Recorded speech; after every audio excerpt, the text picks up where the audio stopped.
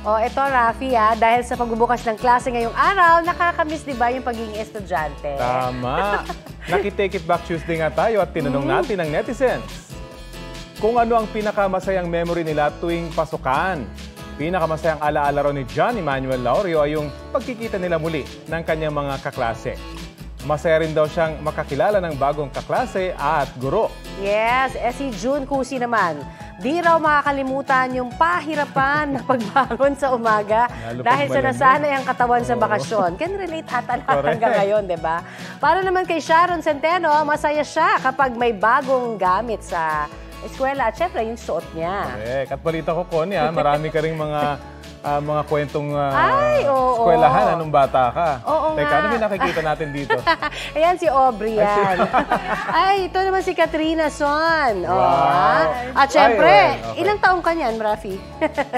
12. Parang triathlete agad si Kuya. Ayan. Oh, batang-bata fresh. Ayan. Ayan. Aba. College yan, college na yan. College Nag-mountaineering na ba? ako noon. Isa sa mga unang club na sinalihan ko sa school. Ay, talaga pala Outdoor mahilig club, ka na ayan. dati pang maging Namumundok ako lagi. Ayun. Ako naman, parati ako nagsisimba. Ang bait, ang bait. Parati ang tambayan, hindi totoo yun Dati ang tambayan namin sa church. At saka bata pa lang, napakaganda na. Hanggang ngayon naman. Ayan, ano yan, first Holy Communion ko yan. Pero ang dami talaga pag pinag-usapan, lalo na kapag, di ba, tungkol sa kantin. Di ba, yung mga pagkain mong paborito, anong mga pinaka-naalala mo? Ako ang taga-hingi. Ikaw siguro hinihingan.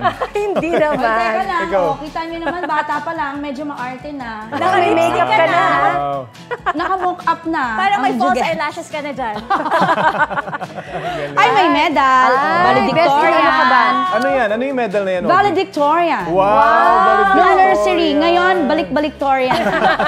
Best in chika na. Best in yeah. chika. Yun Pero yung kamukha award. mo yan si Amanda. Si Amanda yan. Pero mas Baby cute si girl. Amanda, sorry. Ay, si Katson. Si Katrina. Ay, Rafi, explain, ulit. ano yan? Yan sa mga unang bundok yata na inakyat namin nung college yan. Oo nga, parang hirap na hirap yung kasama mo, Rafi. Relax na relax. Parang siya yung napagod.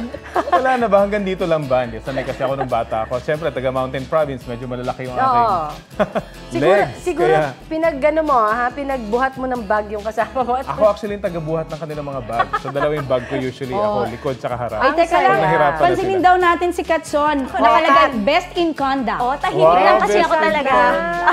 O sige, ikwento mo naman sa amin yung sino ba yung kadate mo? Bata pa lang eh. Hindi, tito ko yan. Tito ko nakabatch ko. Ayan. Okay. Bata pa lang, matangkad ka na talaga, no? Ay, oo nga, no? Pero tahimik talaga. Tahimik talaga ako. Best in conduct ako noon mula nursery hanggang high school. Hanggang ngayon Ano naman. nangyari nung college? Nung college, wala. Wala na. Wala na. Wala na Chumika kasi na. ganon. Wala na ganong mga awarding. Wala Pero na. hanggang ngayon, best in conduct ka pa rin. Tahimik pa rin. Tahimik pa rin. Di ba? Pag pinag-usapan talaga natin ang balik eskwela, ang daming memories, di ba? Na Core masasaya. memories yan talaga. At of course, yun yung Formative foundation years. natin kapag ngayon at may edad na tayo, kumbaga. Ito, ang kwento, nako kasi ano yan kung ating makikita yung buong picture yan, class picture yan. Kung high resolution lang yan, talagang artistahin yung dating. No? Bata pa Kaya lang. nang zoom in, kaya ganyan nung naging itsura. Alam nyo naman, di ba, wala pa naman tayo. Ilan taong ka dito nun? Grade 4 ako niyan. Grade 4. At lahat ng kaklase ko, 1995? I wish! Pero lahat ng kaklase ko may naka-uniform. Kaming dalawa nung kaklase ko na isa, naka-gala. Gala ang tawag tuwing Friday. Gila uniform. Oo, kami yung taga-silbi sa simbahan.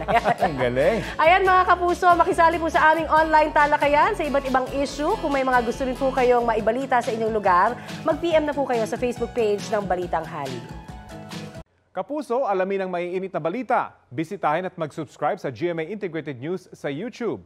Sa mga kapuso abroad, samahan nyo kami sa GMA Pinoy TV at sa www.gmanews.tv.